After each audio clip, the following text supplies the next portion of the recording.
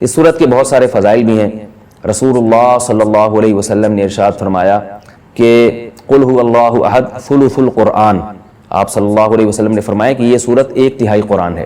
حضرت قتادہ ابن نعمان رضی اللہ تعالیٰ عنہ سے روایت ہے کہ ایک شخص رات کو قل هو اللہ احد کی بہت کثرت سے تلاوت کرتے تھے جادو سے بچنے کے لیے، تو رسول اللہ صلی اللہ علیہ وسلم کو بتایا گیا ان کے بارے میں، جس نے بتایا وہ سورہ یعنی قل هو اللہ احد کی اہمیت کو کم سمجھ رہے تھے، وہ سمجھ رہے تھے کہ یہ صرف سورہ اخلاص پڑھتے ہیں اور کوئی صورت نہیں پڑھتے۔ تو جب نبی صلی اللہ علیہ وسلم کو بتایا گیا تو آپ صلی اللہ علیہ وسلم نے فرمایا انہا لتعدل ثلث القرآن، یہ 1/3 قرآن کے برابر ہے، یعنی یہ صورت معمولی نہیں ہے، ہلکی نہیں ہے۔ یہ صحیح بخاری میں یہ روایت مذکور ہے۔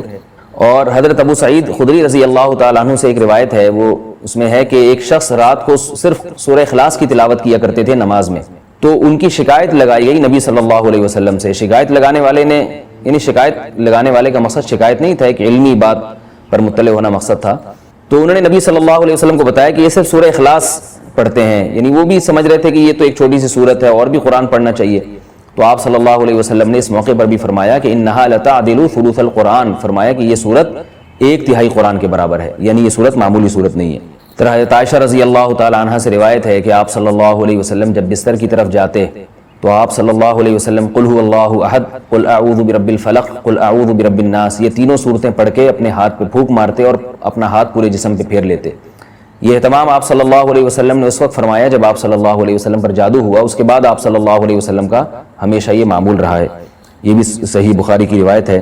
صحیح بخاری کی ایک اور روایت میں ہے کہ حضرت عائشہ رضی اللہ تعالیٰ عنہ فرماتی ہیں کہ ایک مرتبہ رسول اللہ صلی اللہ علیہ وسلم نے جہاد کے لیے ایک لشکر بھیجا، تو اس میں جو امام تھے وہ سورہ اخلاص کی بہت زیادہ تلاوت کیا کرتے تھے نماز میں۔ صحابہ کرام کا جب یہ لشکر واپس لوٹا ہے تو آپ صلی اللہ علیہ وسلم کو بتایا گیا کہ یہ سورہ اخلاص بہت زیادہ پڑھتے تھے نماز میں، تو آپ صلی اللہ علیہ وسلم نے ان سے پوچھا کہ تم یہ کام کیوں کرتے تھے، سورہ اخلاص تم اتنی زیادہ کیوں پڑھتے تھے؟ تو ان صحابی نے فرمایا کہ اس میں رحمان کے اوصاف بیان کیے ہیں، اللہ کی حمد و ثنا ہے، اور اس وجہ سے مجھے اس سورت سے محبت ہے، یعنی محبت ہے جس کی وجہ سے میرا دل چاہتا ہے میں اس کی بار بار تلاوت کروں۔ تو آپ صلی اللہ علیہ وسلم نے فرمایا کہ صحابہ سے فرمایا کہ ان کو خبر دے دو کہ اللہ بھی تم سے محبت کرتے ہیں۔ یہ بھی ایک سورت کی ایک بہت بڑی فضیلت ثابت ہوتی ہے۔ اور عبد الرحمن ابن ابزہ رضی اللہ تعالیٰ عنہ سے روایت ہے کہ رسول اللہ صلی اللہ علیہ وسلم وتر کی نماز میں پہلی رکعت میں سبح اسم ربک الاعلی، دوسری میں قل یا ایھا الکافرون، اور تیسری رکعت میں سورہ اخلاص کی تلاوت کیا کرتے تھے۔ تو وتر میں تیسری رکعت میں سورہ اخلاص کا پڑھنا یہ فضیلت کی چیز ہے۔ حضرت عقبہ ابن عامر رضی اللہ تعالیٰ عنہ سے روایت ہے کہ میں ایک مرتبہ رسول اللہ صلی اللہ علیہ وسلم سے ملا تو آپ صلی اللہ علیہ وسلم نے فرمایا کہ کیا میں تمہیں ایسی صورت کی خبر نہ دوں کہ نہ وہ صورت اللہ نے تورات میں نازل کی، نہ ایسی صورت اللہ نے انجیل میں، اور نہ ہی ایسی صورت اللہ نے کسی اور مقام پہ قرآن مجید میں نازل کی؟ میں نے عرض کیا ضرور یا رسول اللہ۔ تو آپ صلی اللہ علیہ وسلم نے فرمایا وہ صورتیں قل هو اللہ احد، قل اعوذ برب الفلق اور قل اعوذ برب الناس ہیں۔ اور آپ صلی اللہ علیہ وسلم نے اسے فرمایا کہ کوئی بھی رات ایسی نہیں ہونی چاہیے جو ان صورتوں کی تلاوت کے بغیر گزر جائے، یعنی ہر رات میں یہ تینوں صورتوں کی تلاوت لازمی کیا کرو۔ تو عقبہ ابن عامر رضی اللہ تعالیٰ عنہ فرماتے ہیں پھر پوری زندگی مجھ سے کبھی بھی ان تینوں صورتوں کی تلاوت رات میں نہیں چھوٹی اور کبھی بھی ناغہ نہیں ہوا۔ اور حضرت ابو ہریرہ رضی اللہ تعالیٰ عنہ سے ایک اور روایت ہے کہ رسول اللہ صلی اللہ علیہ وسلم نے کسی شخص کو قل هو اللہ احد کی تلاوت کرتے ہوئے دیکھا تو آپ صلی اللہ علیہ وسلم نے فرمایا کہ واجب ہو گئی۔ صحابہ نے پوچھا یا رسول اللہ کیا چیز واجب ہو گئی؟ آپ نے فرمایا کہ اس کی تلاوت کرنے والے کے لیے جنت واجب ہو گئی۔ یہ تو اس صورت کے کچھ فضائل تھے جو میں نے آپ کے سامنے بیان کیے۔ اس صورت میں ہمیں اسباق کیا ملتے ہیں؟ پہلی تو سبق ہمیں توحید کا ملتا ہے کہ اسلام توحید کے بغیر کامل نہیں ہے، بلکہ اسلام مقبول ہی نہیں ہے۔ آج بہت سارے لوگ اللہ تعالیٰ کو معبود تو کہتے ہیں مگر اللہ کے سوا مشکل کشا، حاضر ناظر اور مختار کل ایسے ایسے الفاظ ایجاد کیے ہوئے ہیں جو غیر اللہ پر بھی اس کا اطلاق کرتے ہیں۔ بعض لوگ قبر پرستی کا شکار ہیں، بعض لوگ رسول اللہ صلی اللہ علیہ وسلم کو عالم الغیب کہتے ہیں، حاضر ناظر کہتے ہیں، جبکہ ہمیں اس صورت میں کیا سبق مل رہا ہے کہ اللہ یکتا ہے، اس جیسا کوئی بھی نہیں ہے۔ تو اللہ اگر مشکل کشا ہے، حاجت روا ہے، تو پھر اگر ہم مخلوق کو بھی مشکل کشا اور حاجت روا کہہ دیں تو اس کا مطلب یہ ہوا کہ مخلوق بھی اللہ جیسی ہے، اس لیے کہ جو معبود ہے اس کی دو بنیادی صفات ہیں، علم اور قدرت۔ معبود میں دو چیزوں کا ہونا ضروری ہے، یعنی آپ جس کی عبادت کرتے ہیں اس میں دو صفات کا اعلیٰ وجہ الکمال ہونا ضروری ہے۔ ایک یہ کہ اس کی قدرت کامل ہو، وہ جو چاہے کر سکتا ہو، اور اسے اس کا علم کامل ہو، جیسے کہ قرآن مجید میں آتا ہے اللہ الذی خلق سبع سماوات ومن الارض مثلہن، यतनज़्ज़लु अल-अम्रु बैनहुन्ना लितअलमू अन्न अल्लाह अला कुल्लि शैइन क़दीर व अन्न अल्लाह क़द अहाता बिकुल्लि शैइन इल्मा। इस आयत का हासिल क्या है कि अल्लाह ने इस पूरी कायनात को इसलिए बनाया ताकि अल्लाह के बारे में दो चीज़ों का लोगों को यकीन आ जाए। एक ये कि लितअलमू अन्न अल्लाह अला कुल्लि शैइन क़दीर, कि अल्लाह हर चीज़ पर कादिर है, व अन्न अल्लाह क़द अहाता बिकुल्लि शैइन इल्मा, और अल्लाह के इल्म से कोई भी चीज़ खारिज नहीं है। यानी मुख्तार कुल भी अल्लाह है और आलिमुल गैब भी अल्लाह है। तो अगर आप अल्लाह के अलावा किसी और को भी इन सिफात में अल्लाह के साथ शरीक कर दें, चाहे वो ज़ाती कह के करें या अताई कह के करें, किसी भी तरह से कर दें, यानी बाज़ लोग ये कहते हैं कि अल्लाह मुश्किल कुशा है, लेकिन अल्लाह ने अपनी मखलूक में से बाज़ पैगम्बरों को मुश्किल कुशा बना दिया है, और अल्लाह आलिमुल गैब है लेकिन अल्लाह ने अपनी मखलूक में से बाज़ पैगम्बरों को आलिमुल गैब बना दिया है। तो ये गलत है। इसी की कुरान जगह जगह नफ़ी कर रहा है कि इल्म गैब में और कुदरत में अल्लाह जैसा कोई भी नहीं है। इसलिए इस सूरत से हमें ये सबक मिलता है। दूसरा हमें सबक मिलता है कि लम यलिद वलम यूलद, कि अल्लाह के बारे में ये अकीदा रखना कि उसने जना है, जैसे कि ईसाई कहते हैं हज़रत ईसा अलैहिस्सलाम अल्लाह के माज़ अल्लाह बेटे हैं, तो अल्लाह ने किसी को ना तो बेटा बनाया और ना अल्लाह ने जना। बाद ईसाई कहते हैं कि अल्लाह ने हज़रत ईसा को जना है माज़ अल्लाह, लेकिन ईसाइयों में जो जमहूर हैं वो ये कहते हैं कि अल्लाह ने जना तो नहीं है लेकिन अल्लाह ने उनको अपना बेटा बना लिया, यानी बेटे जैसे हैं। तो ये बात भी गलत है। लम यत्तखिज़ साहिबतन वला वलदा, कुरान कह रहा है अल्लाह ने किसी को ना तो जना है और ना अल्लाह ने किसी को बीवी या बेटा बनाया है, बनाया भी नहीं है अल्लाह ने। अल्लाह के यानी किसी को मोहब्बत में बेटा कह देना ये एक अलग चीज़ है, लेकिन बाकायदा उसको बेटा बना लेना ये एक अलग चीज़ है। क्योंकि हम जब किसी को बेटा बनाते हैं तो इसलिए कि हमें उसकी ज़रूरत होती है, हमें उससे काम लेना है, हमें अपने वाली वारिस चाहिए। अल्लाह का कोई वारिस नहीं है, अल्लाह का कोई वाली नहीं है, अल्लाह बेनियाज है। ये इस सूरत का बुनियादी असबाक थे। अल्लाह फरमाते हैं कि जो लोग डिप्रेशन का शिकार हो जाते हैं, जल्दबाजी में फैसले जल्दबाजी में करते हैं, उनमें तदब्बुर नहीं है, गौर व फिक्र नहीं है, तो लेकिन कुछ अलामतें अपने अंदर पैदा कर लो तो तुम्हारे अंदर से जल्दबाजी, जिस जल्दबाजी के नतीजे में डिप्रेशन होती है, खुदकुशी के ख्यालात आते हैं, यानी जिंदगी सुकून की गुजरेगी तुम्हारी, उसके लिए चंद काम करने पड़ेंगे। नंबर 1, नमाज की मुकम्मल पाबंदी।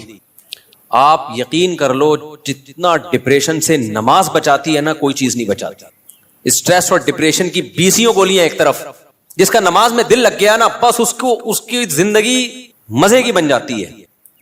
और नमाज में दिल ना लग रहा हो ना, कई रकतें पढ़ो हिम्मत करके, उसूल बना लो, जिस काम में दिल नहीं लगता ना वो काम करना शुरू कर दो, दिल लगेगा और फिर डबल लगना शुरू हो जाता है। मैं बहुत सी मिसालें देता हूं ना, दौड़ा नहीं जाता चलना शुरू करो, चला नहीं जाता हल्का हल्का चलो, अपने नफ्स पे बोझ डालो। देखो ये टेंशन से बचना ऐसी चीज है, जो टेंशन से दूर भागता है ना, टेंशन उसके पीछे आती है, और जो टेंशनें पालता है वो हमेशा टेंशन फ्री जिंदगी गुजारता है। वो टेंशन है जो जायज टेंशन है, जो सेहत के लिए मुफीद टेंशन है, उनकी बात कर रहा हूं मैं। तो जो लोग आपने देखा होगा मेहनती होते हैं, सारा दिन काम काज में मशगूल रहते हैं, वो खुश होते हैं, है या नहीं? घरों में जो दो तरह की खवातीन होती हैं, एक फूहड़, ना काम ना काज, किचन गंदा पड़ा हुआ है, वॉशरूम पैम्पर बच्चे के उतारे यूं फेंक दिए। आप देखना उन खवातीन की तबीयत में चिड़चिड़ापन बहुत होता है, झुंझलाना, जरा से कोई नसीहत करो आगे से झुंझला के जवाब में, हर वक्त ऐसा लगता है वो तवे पे बैठी हुई है, खुद भी टेंशन और दूसरे को भी टेंशन। लेकिन आपने देखा घरों में जो खवातीन बहुत मेहनती होती हैं, बच्चों की केयर, शौहर की मर्जी का ख्याल, घर को साफ सुथरा रखना हर वक्त, वो खुश होती हैं। मर्दों में भी ऐसा ही है। जितने लड़के आपके पोस्ती हैं घर के अंदर पड़े हुए, कुछ नहीं कर रहे, ऐसा लगेगा जैसे वो तवे पे बैठे हुए हैं। बाप कोई नसीहत करता है, एकदम क्या हो जाते हैं, वो हाइपर हो जाते हैं। आप लोगों ने खुद भी नोट किया है ना ये बात।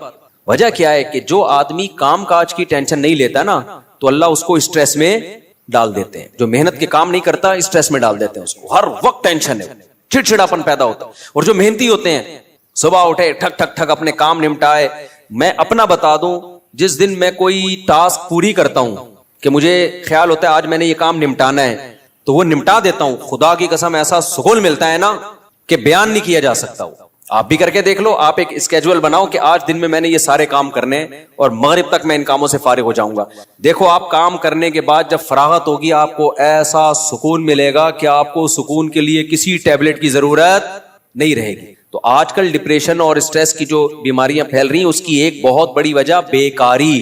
बस हर आदमी चाहता है मैं लाइफ को एंजॉय करूं, यूं करके बैठा रहूं, एंजॉय करूं, फिर टिकटॉक देखता रहेगा और घुमाता रहेगा, देख ये वाला देख लिया, ये वाला देख लिया, होते होते लाशऊरी तौर पर वो आपके दिमाग को अंदर से डैमेज कर रहा है, आपको पता भी नहीं होता। اس میں سیاسی خبریں آ رہی ہیں, کوئی دوسرے کو گالی, وہ اس کو گالی, وہ فلانا ایسا, وہ ڈمکانا ایسا, کارٹون بنا بنا کے سیاسی لیڈروں کے مذاق. آپ کو پتہ نہیں ہوتا کہ یہ چیز آہستہ آہستہ آپ کے دماغ کو کیا کر رہی ہے, ہلکا ہلکا ڈیمیج. تو نماز انسان کے نا کا شیڈول بنا دیتی ہے. ہم نے جتنے بڑے لوگوں کو دیکھا ہے وہ کیا کر رہے ہوتے ہیں, وہ اپنے ٹائمنگ کیسے فکس کرتے ہیں. کافر کیسے کرتا ہے, 8 بجے یہ کرنا ہے, 9 بجے یہ, 10 بجے یہ, شام 4 بجے یہ. نمازی کیا کرتا ہے, فجر کے بعد کی یہ روٹین, فجر سے پہلے کی یہ روٹین, ظہر کے بعد کی, بولو نا یار, یہ روٹین, عصر کے بعد کی یہ روٹین, عصر سے پہلے کی یہ روٹین, مغرب کے بعد کی. اور یہ جو نمازوں کے ٹائم ہے نا, کمال کی بات پتہ ہے کیا ہے, یہ نیچرل ہے, گھڑی نیچرل نہیں ہے. نہیں آئی بات. سورج جب نکلتا اور غروب ہوتا ہے نا تو فطری طور پر انسان کی باڈی کے اندر تبدیلیاں آ رہی ہوتی ہیں, فطری طور پر. تو اسلام چونکہ دین فطرت ہے نا, تو اس نے اوقات بھی کیسے رکھے ہیں, نیچر کے حساب سے رکھے ہیں. تو نمازوں کے حساب سے اپنے آپ کو فٹ کرو گے, زیادہ سکون رہے گا, کیونکہ دن کی روشنی میں انسان کا مزاج الگ طریقے سے کام کر رہا ہوتا ہے, رات کے اندھیرے میں الگ طریقے سے ہوتا ہے. تو اللہ نے کیا فرمایا کہ الا المصلین الذین هم علی صلاتهم دائمون, یہ لوگ نمازوں میں پابندی کرتے ہیں. تو آج سے عزم کرو کسی قیمت پہ بھی نماز انشاءاللہ ضائع نہیں کریں گے. اور سب سے زیادہ سکون اللہ نے فجر کی نماز میں رکھا ہے. تھوڑی سی ٹینشن ہے بھائی, اٹھا لو, لیکن پڑھ کے جب سلام پھیرو گے نا, آپ کو لگے گا یار آج تو ہٹو بچو ہو گیا. ہمارے ایک دوست تھے, نمازی تھے لیکن اڑاتے بھی بہت تھے نماز, ہے نا. اب وہ بہت پرانی بات ہے, 15-20 سال پرانی بات, بالکل ینگ تھے, تو نائٹ فال بھی ہو جاتا ہے جوان آدمی کو. ایک دن کیا ہوا, میں نے ان کو بولا بھائی آپ کو سفر میں, حضر میں, کہیں بھی یہ ہونا, آپ نے غسل کر کے نماز پڑھنی ہے. وہ جاب کرتے تھے کسی کمپنی میں, انہوں نے کہا یار ادھر کہاں میں رات کو سوؤں اور نائٹ فال ہو جائے, کون غسل کرے گا, کیا ہے بھائی, بڑی ٹینشن ہے یار. میں نے کہا یہ عزم کر لو, کچھ بھی ہو آپ نے غسل کر کے نماز بولو پڑھنا, کچھ بھی ہو جائے. پانی کا انتظام کیسے کرنا یہ آپ کا ہیڈیک ہے, کرنا ہے. تو اللہ انہیں جزائے خیر دے, انہوں نے ہماری وصیت پر عمل کیا. ایک دن پھر انہوں نے ہمیں بتایا کہ سردیاں تھیں, غسل فرض ہو گیا, صبح پریشان ہوں, کہاں سے پانی لے کر آیا, کہیں جنگل منگل میں ہوگے, کوئی پروجیکٹ ہوتا ہے نا, پانی لایا اور پھر کس طریقے سے میں نے بڑی ٹینشن میں سردی میں غسل کیا. کہتے ہیں خدا کی قسم اس کے بعد جو نماز پڑھی ہے, ان کے الفاظ ہیں, اتنا لطف اور اتنا مزہ آیا کہ اب میں آگے کہہ رہا ہوں ہٹو بچوں ہو گیا. یہ ہٹو بچوں ان کے نہیں تھے, یہ میرے الفاظ, اتنا مزہ آیا. تو انسان ٹینشن اٹھا کے جو کام کرتا ہے, لطف اور مزہ بولو اسی میں ہے. چھٹی والے دن جب مزہ آتا ہے جب ورکنگ ڈیز کے بعد چھٹی آئے. روزانہ ہی اگر چھٹیاں ہوں تو مزہ آئے گا. ابے دیکھو سنڈے کو لوگوں کی چھٹی ہوتی ہے, ہم لوگ مدرسے میں تو جمعے کو ہوتی ہے. سنڈے کی چھٹی کا مزہ جب ہے جب منڈے کی چھٹی نہ ہو, اور ٹیوزڈے کی بھی نہ ہو, وینسڈے کی بھی نہ ہو, تھرسڈے کی بھی نہ ہو, فرائیڈے کی بھی نہ ہو, تب جا کے سنڈے کی چھٹی کا مزہ آتا ہے. لیکن اگر ہر دن سنڈے ہے تو پھر کوئی بھی دن سنڈے نہیں ہے. نہیں آئی نا, یہی تو مسئلہ ہے. تو کچھ کرنے کے بعد جب چھٹی ہوتی ہے تو مزہ ہوتا ہے. چھٹی چل رہی ہے, پاگل ہو جائے گا آدمی. ہمیں یاد ہے پورے سال میں نا مدرسے میں ہماری 2 مہینے کی چھٹیاں ہوتی تھی, اب بھی 2 مہینے کی ہوتی ہیں, لیکن طلب علمی کے دور میں تو بہت ٹف لائف تھی ہماری. پورا ہفتہ مدرسے میں رہنا پڑتا تھا ہمیں. ہم لوگ جمعرات کو عصر کی نماز کے بعد نکلتے تھے, چھٹی ہوتی تھی جمعرات کو. عصر کے بعد 1.5 سے 2 گھنٹے میں گھر پہنچے, رات ہو گئی, 1 ہفتے بعد پہنچے, اور اگلے دن عصر ہم نے مدرسے میں پڑھنی ہوتی تھی, تو چند گھنٹے کی چھٹی. یہ روٹین جب پورے سال ہوگی تو جب 2 مہینے کی چھٹیاں آنے والی ہوں گی تو خوشی سے کیا عالم ہوگا, کیا عالم ہوگا نا خوشی سے. تو ایسی خوشی ہوتی تھی یار ابھی 2 مہینے تک بالکل ہی ویلے ہونے والے ہم. اتنی خوشی ہوتی تھی کہ 1 مہینہ پہلے سے خوشی میں نیند اڑ جاتی تھی کہ چھٹی آنے والی. لیکن اس روٹین کے بعد, لیکن اگر یہ روٹین کے بعد وہ 2 مہینے کی چھٹی نہ آتی بلکہ چھٹی کے بعد چھٹی آتی تو سوائے اسٹریس اور ڈپریشن کے کچھ بھی حاصل بولو نہیں ہوتا. یہ میں پوری تقریر آپ کو سمجھانے کے لیے کر رہا ہوں کہ اپنے آپ کو پریشانیوں میں, یعنی ورک کی ٹینشن میں, کاموں کی ٹینشنوں میں ڈالو گے تو سکون ملے گا, اور اگر صرف سکون کی خاطر فارغ رہنا سیکھو گے تو سکون نہیں ملے گا آپ کو. سکون ہمیشہ کام کے لوگوں کو ملتا ہے, خوش رہتے ہیں, بھاگتے دوڑتے لوگ ہمیشہ خوش رہتے ہیں. اور جو پڑے ہوئے ہیں ادھر گٹر کے ڈھکن پہ بیٹھ گئے, گپے مارنا شروع کر دی جیسے کراچی کے لونڈے لپاڑے کرتے ہیں, یہی ہو رہا ہے. بیٹھے تو اٹھ ہی نہیں رہے, نہ نماز کے ٹائم پہ اٹھ کے جا رہے ہیں, کچھ بھی نہیں, بیٹھے ہیں. آپ کیا کر رہے ہیں, پان سے ایک پیک نکال کے ادھر پھینکی, پھر اٹھ کے گھر گیا, وہاں تھوڑی سی ابا سے صلواتیں سنی, سو رہا ہے تو پھر ٹک ٹاک پہ لگ گیا, لگے پوری رات گزر گئی, پھر اپنی مرضی سے سو گیا, پھر اٹھ گیا, پھر جب سوتے سوتے تھک گیا تو اٹھ گیا, تھک گیا تو کیا ہو گیا, اڑ گیا. اب کیا کریں؟ وہی کریں جو کل کیا تھا, دوبارہ سے اسی ڈھکن پہ جا کے بیٹھو. ہو سکتا ہے 2-4 بیوقوف ابھی بھی وہیں بیٹھے ہوئے ہو, پھر دوبارہ ڈھکن پہ جا کے. گٹر کے ڈھکن تو جو چوری ہونے سے بچ گئے ہیں نا, وہ یہی والے ڈھکن ہیں جن پہ لوگ آ کے بیٹھتے ہیں, باقی تو سارے چوری ہو گئے. اب حضرت مفتی تقی عثمانی صاحب کی عمر ماشاءاللہ کافی ہو گئی ہے, لیکن صحت عمر کے لحاظ سے بہت اچھی, حالانکہ اتنی بزی اور اتنی ٹف لائف گزاری ہے انہوں نے. 8 گھنٹے مطالعہ کا معمول رہا ہے ایک دور میں, لیکن ہم جب بھی حضرت سے ملتے ہیں حضرت خوش طبع ہیں. تو حضرت بہت خوش مزاج ہیں, حالانکہ اتنا مصروف آدمی تو دیکھنے میں لگتا ہے خوش مزاج ہو ہی نہیں سکتا. جتنے میں نے دیکھے نا مصروف, میرے شیخ حضرت مفتی رشید احمد صاحب بہت بزی رہتے تھے. حضرت تو اتنے بزی تھے, حضرت فرماتے تھے کہ اپنی زندگی کا شیڈول ایسا بنانا چاہیے کہ ایک بوتل میں پانی بھرا ہوا ہے, بوتل میں کیا ہے, پانی بھرا ہوا, اور ڈھکن لگا دیا آپ نے. اب اس میں ایک قطرہ پانی جب جائے گا جب پرانا ایک قطرہ نکلے گا. بات سمجھ میں آ رہی ہے؟ ایک قطرے کی بھی جگہ نہیں ہے. ایک قطرہ جب اس میں جائے گا جب ایک قطرہ پہلے سے اس میں نکالا جائے گا. تو فرمایا اگر یہ قطرہ زیادہ قیمتی ہے تو پرانے قطرے کو نکالو, اس قطرے کو ڈالو. یہ قطرہ پرانے قطرے سے زیادہ قیمتی نہیں ہے تو اسی کو رہنے دو, لیکن ہوگا, ریپلیس ہی ہوگا, نیا آئے گا, پرانا نکلے گا. تو فرماتے تھے کہ اپنے زندگی, اپنے جو 24 گھنٹے کے اوقات کو اس طرح سے بوتل میں پانی کی طرح بھر دو کہ اب آپ کوئی اگر کام کرنا چاہتے ہو تو پرانا کوئی کام ڈسٹرب ہوگا تو پھر نیا کام ہوگا. نہیں آئی بات میرا خیال. جیسے ابھی جو روٹین چل رہی ہے نا پبلک کی, وہی کیا چل رہی ہے, کوئی بھی نیا کام کرنا چاہیں تو کر سکتے ہیں کیونکہ پرانا کوئی کام کوئی کر ہی نہیں رہے. 10 کام مزید شروع کر سکتے ہیں کیونکہ فارغ ہی فارغ ہیں. جبکہ ہمارے حضرت کا کیا تھا کہ حضرت نے اگر کوئی نیا کام کرنا ہے نا, کوئی بھی, جیسے کسی کتاب کا مطالعہ کرنا ہے تو پہلے سے جو کام ہو رہا ہے نا اس کا ناغہ کرنا پڑے گا. تو پھر اس میں کمپیئر کیا جائے گا کہ پرانا کام زیادہ قیمتی ہے یا نیا کام. یعنی کاموں کا حرج تو ہوگا کیونکہ 24 گھنٹے مصروف ہیں تو کام کا حرج تو ہوگا, لہذا نئے کام کے لیے ٹائم نہیں ہے. نیا کام اس میں جب داخل ہوگا جب نیا پرانے سے بھی زیادہ امپورٹنٹ ہوگا. مثال کے طور پر 24 گھنٹے آپ کا ایک اسکیجول ہے, ایک شیڈول ہے. اب نیا کام کیا ہے, آپ کی بچی بیمار ہے, ایمرجنسی میں ہاسپٹل لے کے جانا ہے, لیکن آپ کا وہ مطالعے کا ٹائم ہے یا ورزش کا ٹائم ہے یا اور کوئی بزی یا جاب کا ٹائم ہے. تو اب آپ کیا کرو گے بھائی, نقصان تو ہوگا, آفس کا ناغہ تو ہوگا, لیکن اب یہ کام ان تمام کاموں سے زیادہ اہم. بچی کی جان تو بچانی ہے نا, یا اپنی جان ہو یا بچی کی جان ہو. تو اس طرح سے ہونا چاہیے. آپ کہہ سکتے ہیں لو بھائی یہ تو زندگی کا مزہ ہی کرکرا ہو جائے گا, 24 گھنٹے اپنے آپ کو ایسا بزی بنا کے رکھو, یہ تو انسان نہیں, یہ تو گدھا ہو گیا نا. میں سمجھا پا رہا ہوں اپنی بات جو میں بیان کر رہا ہوں, مجھے لگ رہا ہے آپ کے چہروں سے ایسا لگ رہا ہے کہ شاید میں سمجھا نہیں پا رہا. بھائی آپ کہیں گے کہ ہمیں اپنے آپ کو خوش رہنے کے لیے, شریعت پہ چلنے کے لیے 24 گھنٹے ہمیں اپنے آپ کو کیا رکھنا ہے, بزی رکھنا ہے. تو یہ تو انسان نہیں, یہ کیا ہو گیا بھائی, گدھا. تو گٹر کا ڈھکن کہاں گیا اس میں, تو زندگی کا مزہ ہی کرکرے ہو گئے. تو دیکھو 24 گھنٹے بزی رکھنے کا مطلب یہ نہیں ہے کہ مطالعے میں, پڑھائی میں اور ہر وقت ایسے کاموں میں جس سے تھکاوٹ ہی ہو, بلکہ اس میں تفریح بھی, وہ بھی ضروری کاموں میں داخل ہے. دوستوں سے کبھی کبھار بیٹھ کے گپ شپ بھی ان ضروری کاموں میں, کیونکہ دماغ کو فریش رکھنے کے لیے ضروری ہے کہ کبھی کبھار گٹر کے ڈھکن پہ جا کے بیٹھا کرے, تھوڑا ابے تبے کے ماحول میں دوست احباب سے بات چیت کر لیا کرے, تھوڑا سا ریلیکس رہے گا اور سوسائٹی میں ان رہے گا. کیونکہ جو بالکل سوسائٹی سے کٹ کے بالکل ہی پپو بن جاتے ہیں نا, وہ دنیا میں کسی کام کے نہیں رہتے, وہ کسی کام کے نہیں رہتے دنیا میں. لیکن اس کا ایک ٹائم ہو. میں اپنے دوستوں میں ایسے لوگوں کو جانتا ہوں, ہمارے ساتھ گپ شپ تھی ان کی گپ شپ بھی ٹائم سے ہوتی تھی. اس وقت وہ ہم آج وہ بہت بڑے عہدوں پہ پہنچے ہوئے ہیں. بھی چند دن پہلے ایک کا فون بھی آیا کہ آپ وہی طارق مسعود ہو جو ہمارے ساتھ کھیلا کرتے تھے, گپ شپ تھی. میں نے کہا ہاں. میں نے کہا آج کل کیا وہ بہت بڑا آفیسر بن چکا ہے, وہ نام نہیں بتاؤں گا میں, بہت بڑی فلم بن گیا بھائی وہ. لیکن اس کی روٹین کیا تھی مجھے یاد ہے. اس کی روٹین یہ تھی کہ بیٹھے ہیں نا دوست احباب تھڑے پر, ہاں چل رہا ہے, ٹائم دیکھا یار 1 گھنٹہ ہو گیا بس, یا آدھا گھنٹہ ہو گیا, کہتے میرا اسٹڈی ٹائم شروع ہو گیا. اتنے نیک بچے کراچی میں پائے نہیں جاتے, لیکن وہ تھا.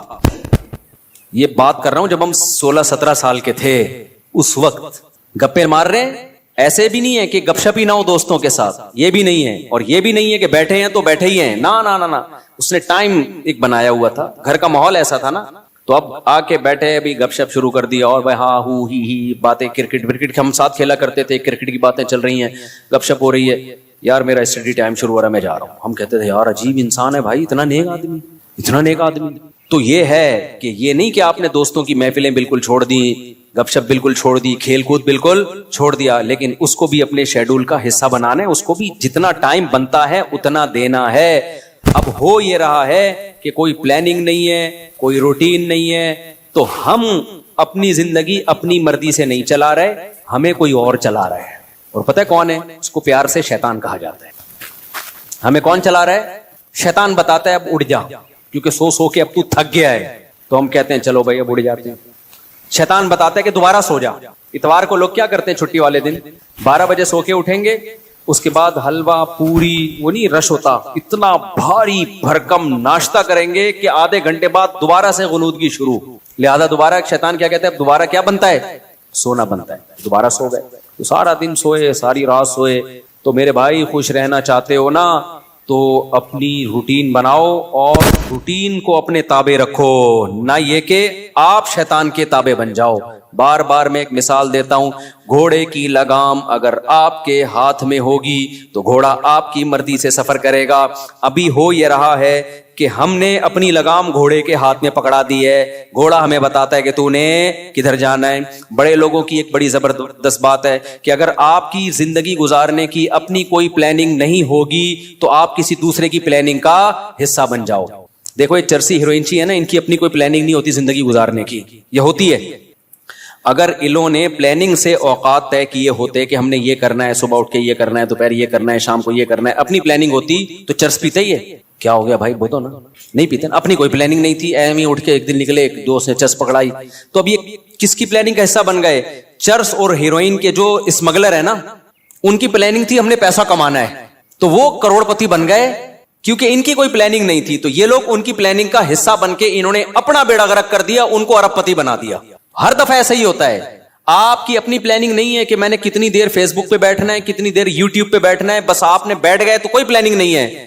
تو آپ دیکھتے جا رہے ہو, دماغ آپ کا خراب ہو رہا ہے. یہ اس نے اس کو گالی دی, اس نے 80 لیٹر کا کارٹون بنا دیا. اپنی کوئی پلاننگ نہیں ہے کہ میں نے دیکھنا کون سا چینل ہے, کتنی دیر دیکھنا ہے, معلوماتی چینل دیکھنا ہے, ادھر ادھر دائیں بائیں چیزیں میں نے نہیں دیکھنی. نیوز بھی ایک حد تک دیکھنی ہے, بس اتنی کافی ہے ہمارے لیے آج کی تاریخ میں. یہ تھوڑی کہ نیوز ہی سنتے چلے جاؤ. کیا تحقیق کرنی ہے آج میں نے؟ اگر نہیں ہے نا تو آپ دیکھتے چلے جاؤ گے. اور جو یوٹیوبرز یا فیس بکیے یا ٹک ٹاکرز ہیں, ان کی پلاننگ تھی کہ ہم نے ویوز بڑھا کے پیسہ کمانا ہے, تو آپ جیسے بے وقوف ان کی پلاننگ کا حصہ, آپ کا نقصان, اور وہ کروڑ پتی بن رہے ہیں. نہیں آئی بات؟ میرا خیال ہے دیکھو یوٹیوبرز ویورز کے لیے کیا کرتے ہیں. فلانے مولوی نے, مفتی طارق مسعود نے آج انجینئر کے پرخچے اڑا دیے, حالانکہ میں نے کہیں نہیں ایسے اڑائے ہوتے. وہ ایک دم وہ لگائے گا نا ایک وہ تھمبنیل پہ, ابے تمہیں کیا کرنا ہے پرخچے اڑائے کے نہیں اڑائے. تمہیں کسی مسئلے کی تحقیق کرنی ہے, کسی خاص مسئلے کی, تو تم اس مسئلے کو دیکھو. یار مفتی طارق مسعود نے اس مسئلے, طلاق کے مسئلے کی تحقیق کرنی ہے یا اور کوئی مسئلہ, یار اس پہ میں سرچ کر رہا ہوں, مجھے ضرورت ہے, یا یہ کاروبار حلال ہے یا نہیں ہے, میں ڈراپ شپنگ کرتا ہوں, اب ڈراپ شپنگ ہے حلال, چلو مفتی طارق مسعود ڈراپ شپنگ لکھ کے سرچ کرو. یہ آپ کی پلاننگ ہوگی, اس میں آپ کو فائدہ ہوگا. لیکن ہو کیا رہا ہے, یوٹیوبر اٹریکٹ کرنے کے لیے تھمبنیل پہ عنوان لگائے گا, مفتی طارق مسعود دوبارہ جہلم. کل ایسے ہی ہوا, میرے سامنے آتا ہے, میں نہیں دیکھتا کہ یار میں, حالانکہ میں دیکھ سکتا ہوں نا کہ کیا کہا ہے بھائی اس نے. کل ایک میرے سامنے سے ویڈیو گزری, اس پہ لکھا مفتی طارق مسعود دوبارہ جہلم پہنچ گئے. میں کراچی میں بیٹھ کے دیکھ رہا ہوں, میرا بھی دل چاہ رہا تھا نا میں کلک کروں. کیا خیال ہے یار میرے بارے میں جھوٹ کیوں بولا, کیا بولا, لیکن میں نہیں کیا کلک. میں نے کہا وہ بے وقوف ہے, ہم تھوڑی بے وقوف ہیں بھائی, ہمیں پتا ہے جھوٹ ہے. جھوٹ آگے ہو سکتا ہے اندر جو مضمون ہو وہ یہ ہو کہ جانا چاہ رہے تھے لیکن نہیں گئے, ہو سکتا ہے یہ لکھا ہوا اس نے, یہ لکھا ہوا ہو, لیکن سچ لکھا ہے جھوٹ لکھا ہے, میں کیا کروں گا, میرا تو ٹائم ویسٹ ہوگا نا, میں کام کی چیز دیکھوں نا. لیکن میں نے ویوز دیکھے, پبلک کا رجحان دیکھنے کے لیے کہ پتہ نہیں کتنے ویوز آئے ہوئے تھے اس پہ, اور جا کے لے کے کمنٹس میں گالیاں دی ہوں گی لوگوں نے کہ بھائی کیا کر رہا ہے, جھوٹ کیوں بول رہا ہے. لیکن آپ کی جب اپنی کوئی پلاننگ نہیں ہوتی تو آپ دوسروں کی پلاننگ کا حصہ بن جاتے. اب یوٹیوبر کی پلاننگ تھی ویورز کے ذریعے پیسے کمانے, اس کو پتا ہے ایسا عنوان لگائیں گے تو دھڑا دھڑ ویوز آئیں گے, آپ کا ٹائم ویسٹ ہو رہا ہے. آپ نے جب دیکھا پہنچے تو ہیں نہیں, ٹھیک ہے نا, ایسی جھوٹ بولا ہوا اس نے, اس کے پیسے بن رہے ہیں اور آپ کا ٹائم ویسٹ, اور آپ ڈپریشن میں, پھر زبان گندی کر کے گالیاں کمنٹس میں الگ. تو ان تمام چیزوں کا آپ کو کچھ بھی حاصل نہیں ہوا, اس لیے کہ آپ کی پہلے سے کوئی پلاننگ تھی نہیں کہ کیا چیز دیکھنے کی ہے اور کیا چیز دیکھنے کی نہیں. آپ کی تھی نہیں, بس آپ نے جا کے. تو اصول یاد رکھو, آپ کی اپنا لائف اسٹائل نہیں ہوگا تو آپ ہمیشہ دوسرے کے لائف کا حصہ بن جاؤ, اس کی ترقی کا حصہ بن جاؤ گے. کیونکہ دیکھو شیطان ہر وقت پلاننگ میں لگا ہوا ہے. یا تو ہوتا نا شیطان بھی پلاننگ نہ کر رہا ہوتا, ہم بھی پلاننگ نہ کرتے, تو نہ ہمیں کوئی نقصان ہوتا نہ شیطان کو کوئی فائدہ ہوتا, نہ ہمیں فائدہ ہوتا نہ نقصان ہوتا. لیکن ہو یہ رہا ہے کہ ہم اگر پلاننگ نہیں کرتے تو ہماری پلاننگ کون کر دیتا ہے؟ شیطان. اس نے بنا کے بیٹھا ہوتا ہے, فارغ ترین آدمی ہے تو اس کو بھی اس کام میں لگاؤ. ٹھیک ہے نا. تو یہ بہت اہم بات ہے.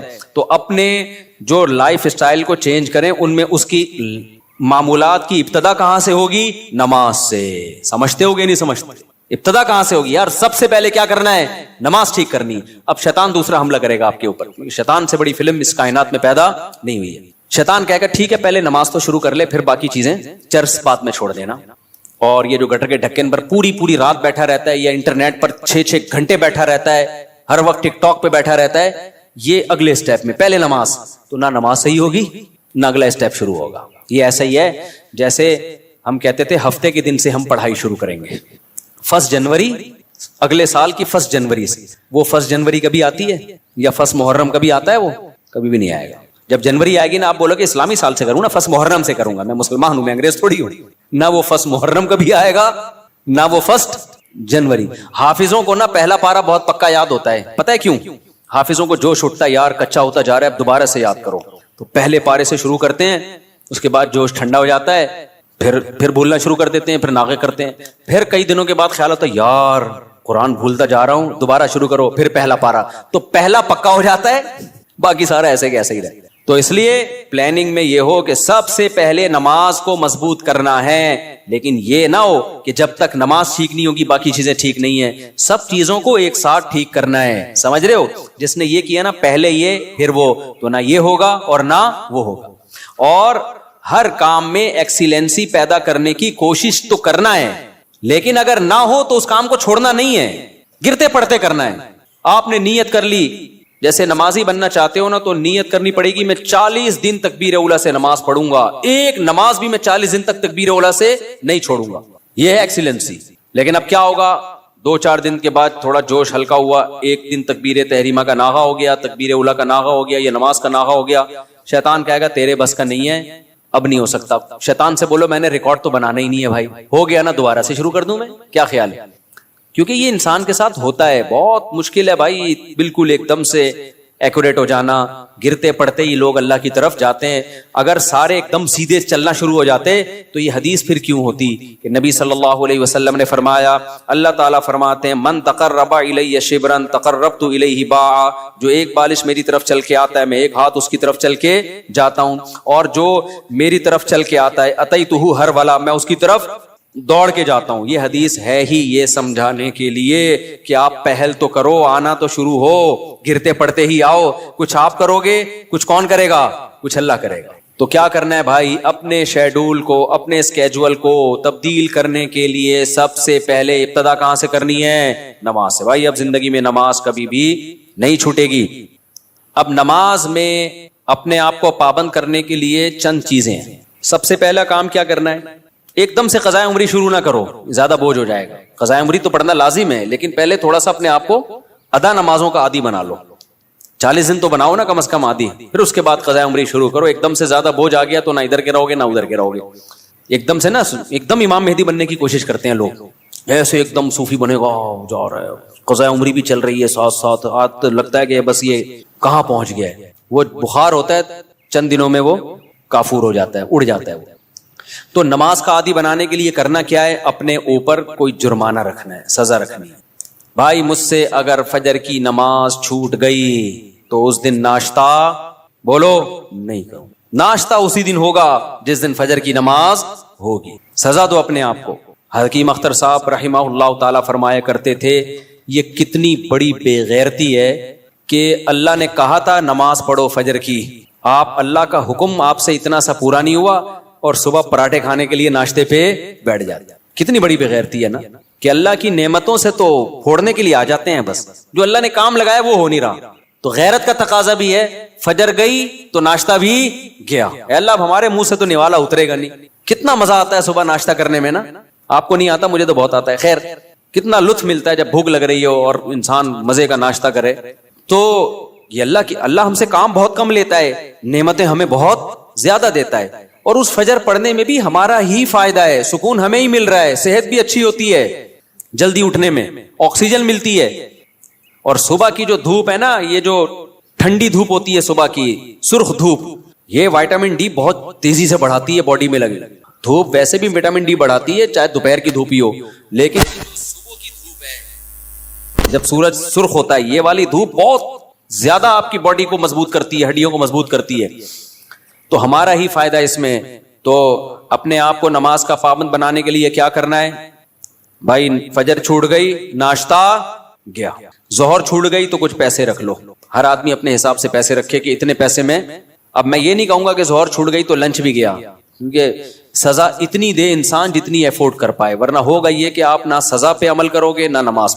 بہت زیادہ سزا دینا بھی ٹھیک نہیں ہے. اب مثال کے طور پر آپ نے کہا کہ فجر گئی تو میں اپنی گردن ہی اڑا دوں گا, تو کون اڑائے گا بھائی؟ خام خب وہ بات کرو نا جو پاسبل ہے.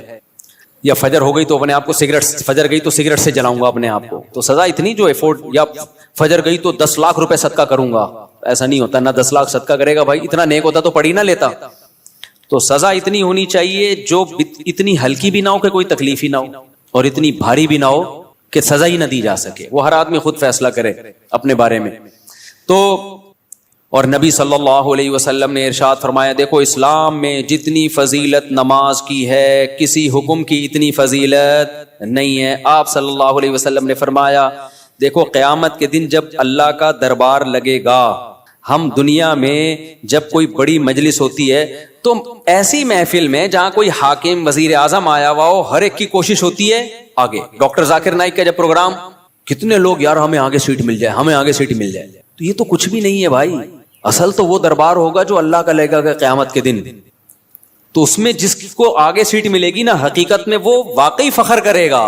تو نبی صلی اللہ علیہ وسلم نے فرمایا اس دن آگے کا ٹکٹ کس کو ملے گا؟ حدیث کا مفہوم بیان کر رہا ہوں کہ نمازوں میں جو سب سے آگے ہوا کرتے تھے, اگلی صف میں ہوا کرتے تھے, کیونکہ اللہ کا ایک دربار دنیا میں لگتا ہے جس میں اللہ نظر نہیں آتا, ہمیں بس ایمان لائے ہیں بھائی اللہ کا دربار ہے, تو غیب ہے. تو اس میں جو آگے آگے ہوگا, تو جب سچی مچی کا دربار لگے گا جس میں اللہ موجود ہوگا, تو نبی صلی اللہ علیہ وسلم نے فرمایا جو صف میں سب سے آگے ہوتے تھے قیامت کے دن بھی وہ اللہ کے ہاں سب سے آگے ہوں گے, اور جو صفوں میں جتنا پیچھے ہوتے تھے قیامت کے دن بھی وہ صفوں میں اتنا پیچھے ہوں گے.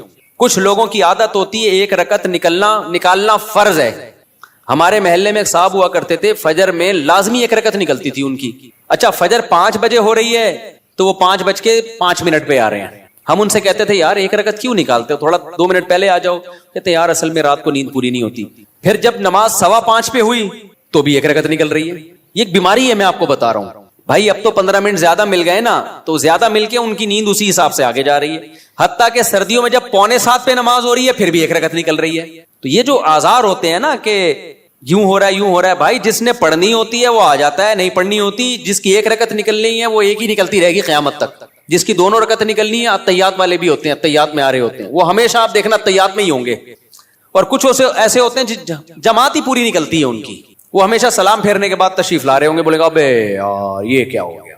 تو اور کچھ ایسے ہیں جنہوں نے پڑھنی نہیں ہے. تو جب میں اور آپ کوشش کریں گے نماز کی پابندی کی, تو بھائی تکبیر اولیٰ کی پابندی کے ساتھ صفے اول میں, کیونکہ نبی کی جو بشارتیں آپ صلی اللہ علیہ وسلم نے صف اول کے لیے دی ہیں وہ دوسری صف کے لیے اور آخری صف کے لیے نہیں ہیں. آپ صلی اللہ علیہ وسلم نے فرمایا لوگوں کو اگر پتا چل جائے کہ صف اول میں کتنا ثواب ملتا ہے تو اتنی لڑائیاں ہوں کہ قرآن اندازی کی نوبت آئے. پورا محلہ, وہ جو اجر ملے گا نا قیامت کے دن, جو پروٹوکول ملے گا اللہ کے دربار میں, وہ لوگ اپنی آنکھوں سے دیکھ لینا, وہ قیامت کا منظر اللہ دکھا دیں کہ صف اول والے آج کہاں ہیں. تو نبی نے فرمایا محلے والوں میں جھگڑا ہوگا, ہر آدمی کہے گا تیرے باپ کی سیٹ ہے جو آگے پہلے سے بیٹھا ہوا ہے, صحیح ہے نا. ہر آدمی جھگڑا کرے گا, ابے تیرے باپ کی جگہ ہے جو میں بیٹھوں گا یہاں پہ, وہ کہے گا میں بیٹھوں گا.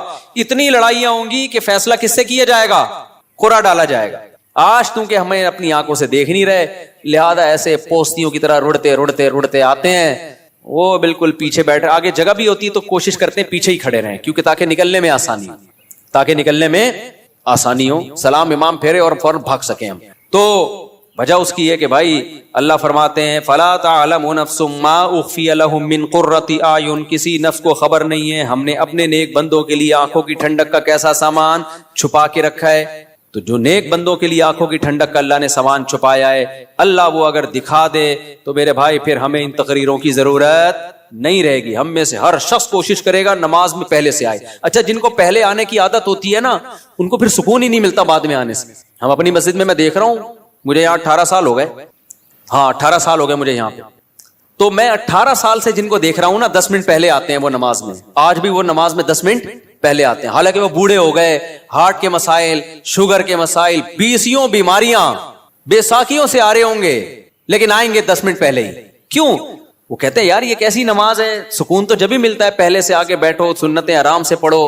ایسے بھی یہاں بزرگ تھے جو گھٹنے جواب دے گئے، لیکن آ رہے ہیں 15، انتقال ہو گیا ان کا، اللہ مغفرت فرمائے. پھر جب میں ان کی عیادت کے لیے گھر گیا تو کہتے ہیں بھائی مفتی صاحب بس اتنی دعا کرو کہ جو مسجد کی جماعت ہے نا وہ نہ، کیونکہ ساری زندگی ہم نے صف اول میں نماز پڑھی ہے، اب کوئی غم نہیں ہے سوائے اس کے کہ مسجد کی جماعت چھوٹ گئی ہم سے، مسجد کی ہم سے جماعت چھوٹ گئی. تو یہ نشہ ہے میرے بھائی، سمجھ رہے ہو؟ صف اول میں نماز پڑھنے کا کیا ہے؟ یہ نشہ ہے، جس کو لگ جائے وہ بڑھاپے میں بھی نہیں چھوٹتا. ہمارے حضرت مفتی رشید احمد صاحب بھی بہت زیادہ تکبیر اولیٰ کے پابند تھے، آخری عمر میں ان کے بھی کو بھی ظاہر ہے ایک ایج ہوتی ہے. تو جب وہ نیچے آتے تھے نا نماز پڑھنے کے لیے اتنا خوش ہوتے تھے، کہتے تھے یہ اللہ کا اتنا بڑا فضل ہے کہ نماز نہیں چھوٹ رہی مجھ سے. تو جن کو نشہ ہو جائے ان سے پھر یہ صف اول نہیں چھوٹتی. تو ایسا نشہ پیدا کر دو اپنے اندر. نشہ کب ہوتا ہے؟ جب عادت پڑ جائے نا، لت پڑ جائے تو صف اول کی عادت ڈال دو. رمضان میں ہم دیکھتے ہیں جن کو تراویح میں صف اول میں تراویح پڑھنے کی عادت ہے نا، 15 منٹ پہلے آئیں گے، اپنا رومال بچھایا بیٹھ گئے وہاں. کیوں؟ کہتے ہیں یار مزہ ہی نہیں ہے پیچھے کھڑے ہو کے نماز پڑھنے کا. اور یہ لوگ زیادہ سکون سے نماز پڑھ لیتے ہیں. اور جو کنفیوز ہوتے ہیں آج پڑھنی ہے کہ نہیں پڑھنی، تو وہ آئے گا پہلے بیٹھے گا، پیچھے وضو میں بیٹھا رہے گا، نلکا کھول کے ہاتھ صاف کرتا رہے گا ایسے، پھر کوئی باتیں کرے گا، پھر پیچھے ٹیک لگا کے بیٹھ جائے گا، چلو 2-4 رکعتیں نکل جائیں کیا ہیں، پھر ایک آدھ رکعت میں رکوع میں جب امام جائے گا تو شامل ہو جائے گا. تو اس سے آپ کا دل ہی نہیں لگے گا نماز میں. تو کام وہی اچھا ہوتا ہے جو پابندی کے ساتھ اور مکمل فوکس بنا کے کیا جائے. نبی صلی اللہ علیہ وسلم نے ہر چیز میں احسان کا حکم دیا ہے. پتہ ہے آپ کو احسان پتہ ہے کسے کہتے ہیں؟ ایکسیلنسی. جو کام کرو خاندانی طریقے سے کرو. ہم جو بھی کام کرتے ہیں پتہ ہی نہیں چل رہا ہوتا کہ کرنا چاہتا بھی ہے کہ نہیں چاہتا. وہ شادی والی بات ہے، نہیں کرو بھائی دوسری شادی، کرنا ہے تو پھر کرو خاندانی طریقے سے. پھر ایسی کی تیسی. کل بھی ایک کیس آیا نا، اصل میں کیس ہی یہی آ رہے ہیں آج کل، کیا کریں. کیس آیا کہ وہ شادی کر لی ہے، اب اس پہ دباؤ ڈال رہے ہیں طلاق دے دو طلاق دے دو، اور وہ لڑکی والے اس کے سر پہ دوسری کو دے دو. تو میں نے کہا کرنا ہی نہیں تھا جب دم نہیں تھا، جب کر لیا تو بولا جاؤ تمہاری ایسی. اب میں نے کہا اگر ڈر گیا نا، کنفیوز ہو گیا یار دوسری کو چھوڑوں نہیں چھوڑوں، میں نے کہا اس سے ڈپریشن میں جائے گا. کام تو کر لیا، اب بول بھائی میرے ٹکڑے کر دو، مجھے بم سے اڑا دو. میں نے کہا اس میں سکون ملے گا. میں نے کہا دیکھو میں تمہیں سمجھا رہا ہوں سکون مل رہا ہے نا؟ کہتے ہیں ہاں مل رہا ہے. میں نے کہا اس سے مطلب یہ سکون اسی میں ہے. ہو گیا ایسی کی تیسی. ہم لوگ بولیں گے 2 نمبر ہے، بولے ہم 2 نمبر ہیں. لوگ بولیں گے برا آدمی، بولے ہم ہیں، ہم کم میں کب کام ہے، بہت نیک آدمی. تو جو بھی کام ایکسیلنسی کے ساتھ ہوتا ہے. صحابہ کرام جب نماز پڑھا کرتے تھے کتنے خشوع و خضوع سے پڑھا کرتے تھے، تبھی نمازوں میں ان کو مزہ آتا تھا. ہم نماز پڑھ رہے ہوتے ہیں، مسجد کی طرف آ رہے ہوتے ہیں ایسے جیسے قبر سے مردے کو اکھاڑا جا رہا ہے، بستر سے ایسے اٹھتے ہیں، مسجد میں ایسے آتے ہیں جیسے پولیس جیل کی طرف لے کے جا رہی ہے. پھر وہاں بیٹھے ہوتے ہیں بار بار، کبھی یوں کر کے دیکھ رہے ہیں، کبھی پیچھے مڑ مڑ کے امام کو دیکھ رہے ہیں کہ آ کیوں نہیں رہا. بھائی تمیز سے منہ نیچے کرے بیٹھ جاؤ، 30 سیکنڈ لیٹ ہو جائے گی نا نماز زیادہ سے زیادہ. پھر سلام کے بعد فوراً ایک دم نا ایسے جیسے توے پہ بٹھایا ہوا ہے، ہلنا شروع ہو جائے گا کہ اٹھوں کیسے میں یہاں سے. سکون سے. نبی صلی اللہ علیہ وسلم نے فرمایا جتنی دیر انسان نماز کے انتظار میں ہوتا ہے اللہ کی ہاں اتنی دیر نماز ہی کی حالت میں ہوتا ہے. وہ اس کو نماز کا ثواب ملتا رہتا ہے، اس کو نماز کا ثواب ملتا رہتا ہے. اور جتنی دور سے چل کے آئے گا، آپ صلی اللہ علیہ وسلم نے فرمایا ہر قدم پہ اللہ ایک نیکی دیں گے اور ایک گناہ اس کا معاف کریں گے. تو کتنے فضائل ہیں میرے بھائی نماز پڑھنے کے. نبی صلی اللہ علیہ وسلم نے فرمایا، کیا پیاری حدیث ہے یار، اس سے تو بڑا مزہ آتا ہے. نبی نے فرمایا کہ میری امت قیامت کے دن اپنی چہروں کی سفیدی سے پہچانی جائے گی، کیونکہ اتنا وضو کیا ہوگا نا اس نے زندگی میں. اب جو 15 سال کی عمر سے نماز پڑھ رہا ہے، 15 دفعہ روزانہ دن میں منہ دھوتا ہے کہ نہیں دھوتا؟ اور یہ وہ منہ کا واش کرنا نہیں ہے جو گورے واش کرتے ہیں، یہ عبادت کے طور پہ منہ کا دھونا ہے. یہ جو ہم چہرہ دھوتے ہیں دن میں 15 دفعہ، بازو دھوتے ہیں دن میں 15 دفعہ، پاؤں دھوتے ہیں دن میں 15 دفعہ، 3 دفعہ دھویا جاتا ہے نا. تو یہ صرف واشنگ نہیں ہے کہ سروس ہو رہی ہے آپ کی، یہ دھونا بطور عادت ہے یا عبادت کے طور پر ہے؟ بتاؤ. یہ عبادت کے طور پہ دھویا جا رہا ہے، منہ اللہ نے حکم دیا. تو آپ سوچو جس نے 40 سال 50 سال اللہ کے حکم پہ دن میں 15 دفعہ منہ دھویا ہوگا تو کیا اس کے چہرے پہ کوئی ایسی علامت نہیں ہوگی جس سے پتا چل جائے کہ اس کا چہرہ دوسرے چہروں سے بہت پاکیزہ ہے؟ کیونکہ اس بار بار منہ دھونے سے جو منہ کے گناہ ہیں، بازوؤں کے گناہ ہیں، پاؤں کے گناہ ہیں، وہ دھل رہے ہیں، ان میں روحانیت پیدا ہو رہی ہے، نورانیت پیدا ہو رہی ہے. یہ نورانیت دنیا کی آنکھوں سے نظر نہیں آتی، لیکن یہ نورانیت قیامت کے دن اللہ ایسی آنکھیں دے دیں گے جس سے لوگوں کو یہ نورانیت نظر آنا شروع ہو جائے گی. غرم محجلین، آپ نے فرمایا کہ اتنا واضح ہوں گے نا اہل اسلام قیامت کے دن، جو نمازی تھے اتنے واضح ہوں گے نا ان کے چہرے، فرمایا جیسے سارے سیاہ گھوڑے ہوں اور ان میں ایک سفید پیشانی والا گھوڑا ہو اور اس کے سفید پاؤں ہو. گھوڑوں میں یہ بڑی خوبصورتی سمجھی جاتی تھی کہ مکمل سیاہ ہو لیکن پیشانی کیا ہو؟ سفید، اور پاؤں کیا ہو؟ سفید، صرف پاؤں میں سفیدی کے نشانے سے گھوڑے میں بڑا حسن پیدا ہوتا ہے.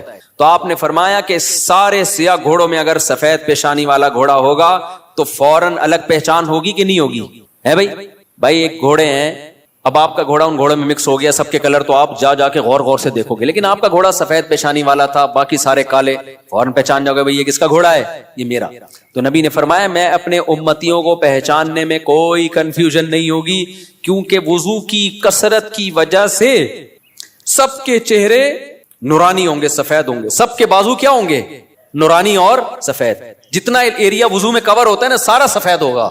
سفید کا مطلب نور نکل رہا ہوگا، اس سے نورانی چہرے ہوں گے. تو یہ ہلکی چیز نہیں ہے بھائی نماز کا قائم کرنا.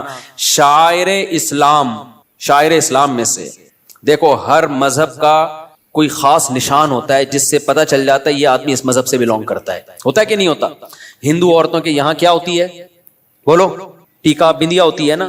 تو جس عورت کی ہوتی ہے ہمیں فوراً پتہ چل جاتا ہے یہ کیا ہے بھائی. منہ سے بولنے پر گورنمنٹ نے پابندی لگائی ہے تو ٹھیک ہے بھائی. جس خاتون کے یہاں ٹیکا ہوتا ہے 99% چانس ہوتا ہے کہ یہ کیا ہے؟ ہندو ہے، ہندوؤں کا کلچر ہے. یہاں سلیب لٹکا ہوا ہے تو فوراً پتہ چل جاتا ہے بھائی یہ کیا ہے؟ یہ عیسائی ہے. خاص علامات ہوتی ہیں ان کی. اور اسی طرح یہودیوں کی ایک خاص کیپ ہوتی ہے، اتنی سی کیپ یہاں رکھی ہوئی ہوتی ہے. ماشاءاللہ داڑیاں تو ایک اچھا کام کرتے ہیں، بڑی داڑھی رکھتے ہیں، چھوٹی سی یہاں کیپ ہوگی. خاص ڈریس ہوتا ہے ان کا. پہلے تو ہمیں یہودی کہیں نظر ہی نہیں آئے تھے کراچی میں. اب دنیا میں ٹریولنگ ہوتی ہے تو بہت سارے، میں بعض دفعہ دم کروانے جانے لگا تھا، میں نے کچھ لگ رہا ہے بخاری کے کوئی استاذ بیٹھے ہوئے ہیں. اتنے داڑھی کی وجہ سے ویسے چہرہ تو نورانی ہو ہی جاتا ہے، اتنی بڑی بڑی داڑھی. امریکہ میں اور کینیڈا میں تو جاپان میں بھی میں نے دیکھے. تو میں سمجھا کہ کوئی بخاری پڑھانے والے مدرسے کے استاذ ہیں. میں نے کہا جا کے دم کراتا ہوں. انہوں نے کہا رکھ کے چماڑ لگے گا، دم نہیں کرا بھائی یہ یہودی. تو ہانگ کانگ میں دیکھے ہم نے اتنی بڑی بڑی داڑھیوں والے یہودی. تو اس لیے میں غامدی صاحب سے کہتا ہوں کہ یہودیوں سے عبرت حاصل کرو. یہودیوں کا مذہب اتنا پرانا، پھر بھی داڑھی کا انکار نہیں کیا اب تک انہوں نے. اتنے لبرل، اتنے سیکولر ہو گئے کیونکہ تورات میں داڑھی لکھی ہوئی ہے. موسیٰ علیہ السلام کی تعلیمات میں تھا داڑھی بڑھاؤ. تو کتنا کچھ یہودیوں نے اپنے دین کو چینج کر لیا، داڑھی اپنے مذہب سے نہیں نکال سکے. اور ہمارے مسلمان اسکالر، جبکہ ہمارے پاس نبی کی بخاری مسلم کی صحیح حدیثیں، آف اللحا، داڑیاں بڑھاؤ. خود نبی کی داڑھی، اور حکم دیا جا رہا ہے رکھو نہیں بڑھاؤ. تبھی کم از کم ایک مٹھی واجب ہے، اس لیے کہ بڑھانے کا حکم ہے. اگر ایک مٹھی سے بھی کم ہوگی تو بڑی بھی تھوڑی ہوگی. پھر وہ اہل حدیث تو اس کی ظاہر پر عمل کرتے ہیں کہ بھائی بڑھاؤ. اچھا اس میں لوگ اہل حدیثوں کا مذاق اڑاتے ہیں، اتنی بڑی بڑی داڑیاں. میں کہ تم مذاق مت اڑاؤ. وجہ اس کی یہ کہ بہرحال وہ کس کا سہارا لے رہے ہیں؟ حدیث کا سہارا لے رہے ہیں. آف اللحا، کیونکہ کسی صحیح حدیث میں ہمیں داڑھی چھوٹی کرنے کا حکم نہیں ملتا. تو اس لیے اب کسی کا مذاق اڑانا اس بیس پہ کہ وہ بڑی داڑیاں رکھ رہے ہیں اور یہ غلط ہے بھائی. وہ اس میں سہارا کس کا لے رہے ہیں؟ نبی کی حدیث کا. آف اللحا، چھوڑ دو اپنے حال پہ. ہم عبداللہ بن عمر کے قول سے استدلال کرتے ہیں، ان کے عمل سے، کہ وہ ایک مٹھی سے زیادہ کاٹ دیا کرتے تھے اور صحابہ نے کسی پر ان پر اعتراض نہیں کیا. تو یہ گنجائش ہے. تو لیکن نص تو ہے نا بہرحال ان کے پاس، تو اس میں مذاق نہیں بنتا کہ آپ مذاق اڑانا شروع کر دیں یا کسی کی نیت پہ شک کرنا شروع کر دیں. بہرحال اسلام میں حکم داڑھی کاٹنے کا نہیں ہے، کس کا ہے؟ بڑھانے کا. تو غامدی صاحب نے کیا کیا؟ انکار کر دیا کہ ایکچولی کلچر تھا. بھائی کلچر تھا تو نبی آرڈر کیوں دے رہے ہیں؟ نبی ان کا کلچر تو عربوں کا کھجور کھانا بھی تھا، تو آپ نے کھجور کھانے کے آرڈر دیے ہیں کہ عربوں کا کلچر تھا لنگی پہننے کا، آپ نے کہیں لنگی کا آرڈر دیا ہمیں؟ عربوں کا کلچر تھا گدھے کی سواری کا، تو آپ نے آرڈر دیا ہمیں گدھے کی سواری کرو؟ بھائی بطور مذہب اور بطور دین کے داڑھی بڑھانے کا آپ نے حکم دیا ہے، کیونکہ آپ نے فرمایا 10 چیزیں پیغمبروں کی فطرت ہیں. تو فطرت کی مخالفت تغییر خلق اللہ کہلاتی ہے. ان میں داڑھی بڑھانا، مونچھیں گھٹانا، بغلوں کے بال صاف کرنا. تو کیا بغلوں کے بال صاف کرنا آپشنل ہے؟ کیا کرو نہ کرو آپ کی مرضی؟ نہ کاٹنے پڑیں گے آپ کو. ناخن کاٹنا، یہ سب ایک ہی حدیث کا حصہ ہیں. تو جیسے ناخن کاٹنا واجب ہے آپشنل نہیں ہے، بغلوں کے بال صاف کرنا اس حدیث کی روشنی میں واجب ہے آپشنل نہیں ہے. بول دو نا، مجھے شک ہونے لگتا ہے کہ بڑھائی بھی ہوں گی. زیر ناف بال صاف کرنا واجب ہے آپشنل نہیں ہے. تو اسی حدیث میں بھائی داڑھی بڑھانے کا حکم دیا جا رہا ہے، تو وہ کیسے آپشنل ہو گیا؟ اس کا کلچر، نبی کلچر بیان کرنے کے لیے تھوڑی آئے ہیں. نبی کیا بیان کرنے کے لیے آئے ہیں؟ حدیث، اللہ کا حکم بیان کرنے کے لیے آئے ہیں. تو جب تک اس کے خلاف کوئی دلیل نہ ہو اس کو اللہ کا آرڈر اور اللہ کا حکم ہی سمجھا جائے گا. تو یہودیوں نے اپنے مذہب سے داڑھی نہیں نکالی، تو یہ مذہب کا آرڈر. سکھوں سے عبرت حاصل کرو. جب میں کینیڈا کے ایئرپورٹ پہ اترا ہوں مجھے اتنی بڑی بڑی داڑھیوں والے سردار نظر آئے، حالانکہ ایئرپورٹ پہ وہ جاب کر رہے ہیں، کوئی مینیجر ہے، کوئی پائلٹ ہے، داڑھی سب نے رکھی. 99 جو میرا تجزیہ غلط بھی ہو سکتا ہے، کیونکہ ہو سکتا ہے جنہوں نے داڑھی کاٹی ہوئی مجھے پتہ ہی نہ چل رہا ہو کہ یہ سکھ ہے یا کچھ اور، انہوں نے رکھی ہوئی ہے. وہ اپنے مذہب کو نہیں چھوڑتے. شرم سے ڈوب مرنے کا مقام ہے میرے بھائی. پھر ہم لوگ کے لیے کیا خیال ہے؟ اور غامدی صاحب نے تو انکار ہی کر دیا. تو ہمارے تو پیغمبر دیکھو یوسف علیہ السلام سے زیادہ کوئی خوبصورت تھا، لیکن آپ کی بھی کیا تھی؟ داڑھی. اور جمال میں سب سے زیادہ جمال اللہ نے، حسن الگ چیز ہے، جمال الگ چیز. حسن میں سب سے بڑا درجہ یوسف علیہ السلام کا، لیکن جمال جو حسن کے سے اوپر کی چیز ہے، وہ جمال سب سے زیادہ اس کائنات میں نبی صلی اللہ علیہ وسلم کو اللہ نے دیا ہے، اور یہ حدیث سے ثابت ہے. لیکن آپ صلی اللہ علیہ وسلم کی بھی داڑھی تھی.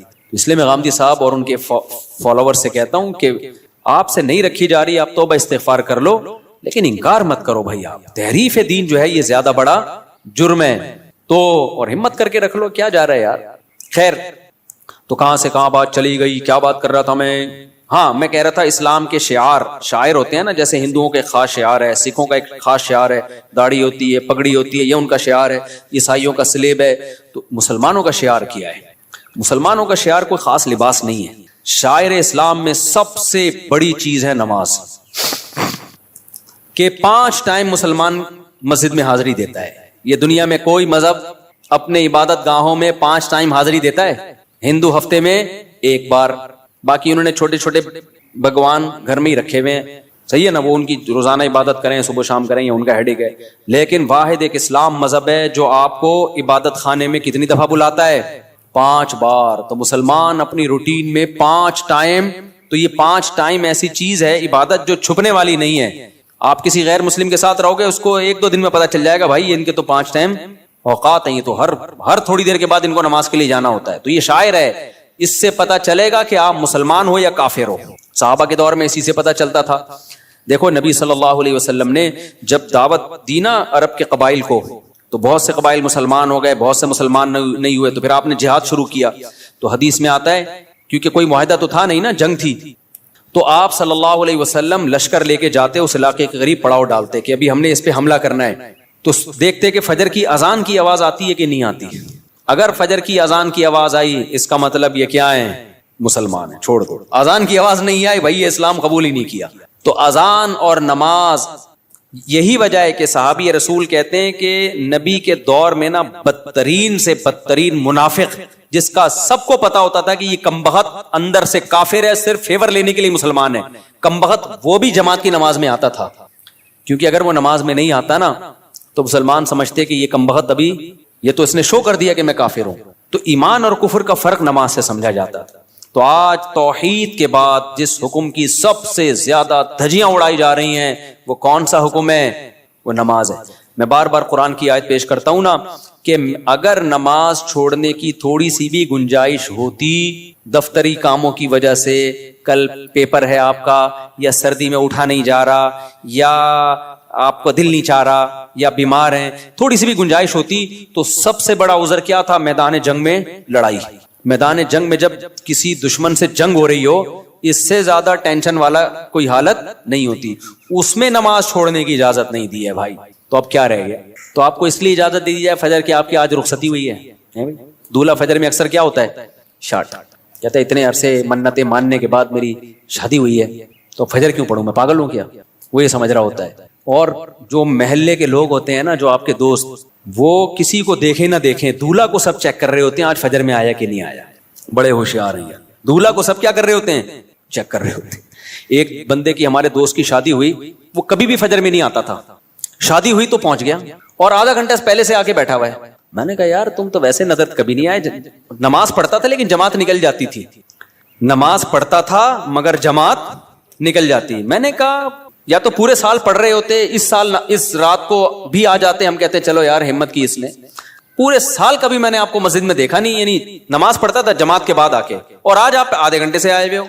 کہتے یار سویا ہی نہیں ہوں. تو میں نے کہا نیند ہی نہیں آئی خوشی سے, نا خوشی سے نیند آئی نہیں ہے. تو اب میں نے کہا چلو آج پہلی دفعہ جماعت سے نماز پڑھ کے ریکارڈ قائم کرو. تو میں نے کہا میں تو آپ کو بہت نیک سمجھ رہا تھا, لیکن خیر یہ بھی غنیمت ہے. تو یہ شروع میں ہوتا ہے, خوشی سے نیند نہیں آتی. اس کے بعد کنواروں کو دیکھ دیکھ کے روتا ہے کہ کیسی گہری نیند سوتے ہیں یار, یہ کتنے گھوڑے بیچ کے سوتے ہیں, کوئی ٹینشن نہیں ہے. خیر تو بھائی آج سے عزم کرتے ہو کہ نہیں کرتے؟ سفر ہو, حضر ہو, لڑائی ہو, جھگڑا ہو, پہلے سے پلاننگ کرنی ہے. کیونکہ قرآن نے نماز پڑھنے کا حکم نہیں دیا. یحافظون, حفاظت کا مطلب جس چیز کی حفاظت کرنی ہوتی ہے پہلے سے پلاننگ کرنی پڑتی ہے نا, یا اینڈ ٹائم پہ کرتے ہو. دیکھو بینک سے آپ کو 1 کروڑ روپے لے کے نکلنا ہے, اب یہ حفاظت کرنی ہے کہ نہیں کرنی؟ تو آپ نے کیا کیا, بینک سے 1 کروڑ روپے لے کے باہر آئے, سڑک پہ آ کے سوچ رہے ہو کہ اس کی میں نے حفاظت کیسے کرنی ہے. کیا خیال ہے؟ کیونکہ آپ نے سن لیا تھا کہ 1 کروڑ روپے کی ہم نے حفاظت کرنی ہے, لہذا نکالے, باہر نکلے, اور ابھی شاپر میں پڑے ہوئے. اب آپ کہہ رہے ہو یار میں حفاظت اس کی کرنی ہے, میں نے پلاننگ کرنی ہے. ہو جائے گی حفاظت, کیونکہ ڈاکو پہلے سے پلاننگ کر چکا ہوگا. کہ کچھ بے وقوف ایسے ہوتے ہیں جو پیسے لے کے نکلتے ہیں, نکلنے کے بعد سوچ رہے ہوتے ہیں ان کو کہاں رکھنا ہے ہم نے. تو ایسے لوگوں کی حماقت سے ڈاکو فائدہ اٹھاتے ہیں. تو آپ نے جب حفاظت کرنی ہوتی ہے تو پلاننگ پہلے سے, یار 1 کروڑ کا چیک ہے, کیش لے کے نکلنا ہے میں نے, تو پہلے سے سوچو کہاں سے نکلوں, کن کو ساتھ لے کے جاؤں, کون سا شاپر ہوگا, بلیک کلر کا شاپر ہوگا, اور اس شاپر میں جوتے ہوں گے, اور جوتے کے اوپر ٹوپیاں ہوں گی, اور مسواکیں ہوں گی, اور خود بھی دھوتی بنیان, تاکہ دیکھنے میں لگے کہ یہ بھیک مانگنے گیا تھا بینک میں, دھکے دے کے نکال دیا گیا اس کو. ہمارے ایک دوست ہیں دبئی میں, ارب پتی تاجر ہے نا, وہ ڈائمنڈ کا بڑا بزنس ہے. وہ لوگ ڈائمنڈ لے کر آتے ہیں افریقہ سے, افریقہ میں ڈائمنڈ نکلتا ہے نا, وہاں بڑی لڑائی ہے, اتنے سے ڈائمنڈ کروڑوں روپے کا ہوتا ہے. میں نے کہا لاتے کیسے ہو؟ کہتے ہیں بھائی بڑی محنت کرنی پڑتی ہے, ہم جاتے ہیں, حالانکہ اتنا بڑا تاجر ہے وہ دبئی میں, اس کی بہت, میں نے جا کے دیکھا اس کا بزنس نا. تو کہتے ہیں ہم ایسے جاتے ہیں افریقہ کے جہاں پر یہ ڈائمنڈ نکلتا ہے نا, ہم دھوتی پہنتے ہیں, اوپر پھٹا ہوا بنیان, ایسے لگتا ہے کہ بیچارے کو 2 ٹائم سے کھانے کو روٹی نہیں ملی. کہہ رہے ہیں ایسے جا رہے ہوتے ہیں خراما بالکل غریبوں والا, لوگ سلام کر رہے ہوتے ہیں, ہو سکتا ہے کوئی 5 روپے ڈال دیتا ہو جیب میں, یار یہ میری طرف سے, منہ بھی ایسا بناتے ہیں کہ لگے کہ کبھی کھانے کو ملا ہی نہیں ہے اس کو. اور کہتے ہیں جو اگلا ہوتا ہے نا, جو ہمیں ڈائمنڈ دیتا ہے, وہ بھی ایسا ہی ہوتا ہے, اسے دیکھ کے بھی کوئی یہ نہیں کہہ سکتا کہ اس کی دھوتی میں ڈائمنڈ رکھا ہوا ہے. ایسے کہتے ہیں پارسل ہوتا ہے, وہاں سے آتا ہے, یہاں سے لیا کسی کو, کیونکہ اگر یہ جائے نا لینڈ کروزر میں بیٹھ کے 3 پیس سوٹ اور ٹائی میں, تو ڈاکوؤں کو پتہ چل جائے گا کہ یہاں خربوزے خریدنے نہیں آیا ہے. تو پلاننگ پہلے سے کرنی پڑتی ہے جب چیز قیمتی ہوتی ہے. بینک سے پیسے لینے تو پہلے سے پلاننگ, یار یہ کیش اماؤنٹ لے کے نکلوں گا کیسے, میں کون سے راستے سے جانا ہے, کس گاڑی میں جانا ہے. اور سونے کے تاجر جو میرے جاننے والے ہیں وہ ایسے ہی کرتے ہیں, وہ کہتے ہیں ہم پھٹپٹی سی بائک, اب ایسا نہ ہو ڈاکو پھٹپٹی بائکوں کو لوٹنا شروع کر دیں اس چکر میں. کہہ رہے ہم جب زیادہ گولڈ لے کے جاتے ہیں, ایسی پھٹپٹی سی بائک ہوتی ہے اور بالکل ہی ایسے ہولیا ہوتا ہے, جا رہے ہوتے ہیں, کوئی بھی نہیں روکتا ہمیں. تو کیا ہوتا ہے, یہ نماز کی بھی حفاظت کے لیے پہلے سے پلاننگ کرنی پڑے گی. اب سفر ہے آپ کا, ٹرین میں جانا ہے, جہاز میں جانا ہے, پہلے سے بھائی نماز کیسے پڑھوں گا.